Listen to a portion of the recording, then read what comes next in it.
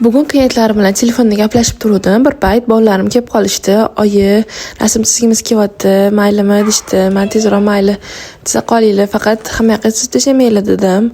Ular olib chizishni boshlashdi va shunaqa gilamga chizib yuborishdi. Flomasterlar o'tib ketdi qog'oz orqasidan. Kirib shunaqa qarasam, hamma yoq chizilgan gilamlar kir. Endi nima qilaman deb o'ylayotdim. Xayol esimga tushib qoldi. Voy, menda mo'yishi plysos bor-ku, har o'zim sotaman dedim-da. Qaradim. Keyin ochib ishlatib yubora qolay endi. O'zi rosa ochish niyatim bor edi. Shu kunga nasib qilgan ekan. Hamma klientlarim rosa zo'r ekan, ya'ni qiziqib men ham bir ishlating, zo'r bo'lsa o'zimga olib qolaman dedim. Mana ochib, raspakovka qilyapman. Shunaqa nasatkalari chiqdi.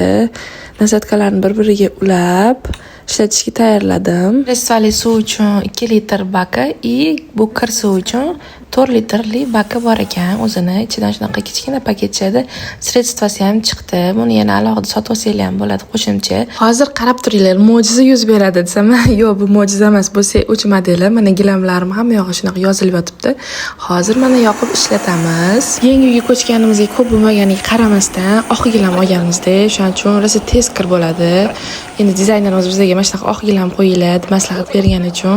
Lekin yosh bolali uylarda juda ham tez kir bo'lib ketar ekan. Shunaqa yangi, shunaqa oq rangli, tonni rangdagi gilamlarga ayni muddao aparat ekan. Mana gilamlarim top-toza bo'ldi, oppoqqina bo'lib, hech qanaqa flomaster ruchkaniz qolmadi. Endi kir suvini to'kib tashlaymiz. Yuvishini qaranglar, anti-stressda mana suvlarning chiqishini. Hurmatli oila boshliqlari, mendan xafa bo'lmanglar. Endi ayolinglar janjal qilsa, mabodo menga ham shundan olib bering deb, lekin haqiqatan narxiga stoyishi zo'r apparat ekan.